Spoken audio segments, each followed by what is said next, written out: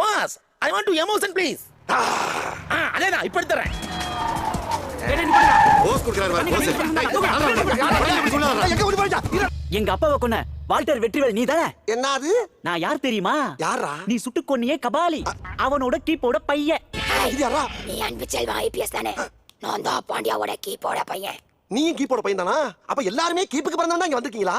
ஒருத்தன் கூட ஒய்ஃபுக்கு பிறக்கலையாடா? யாருக்கு பிறந்தாங்கடா? எல்லாருமே சுகப்பிரசவமா தாங்கடா பிறந்து கிடந்தோம். டேய், நான் சுகப்பிரசவம் குறப்பிரசவம்டா கேட்டேன்.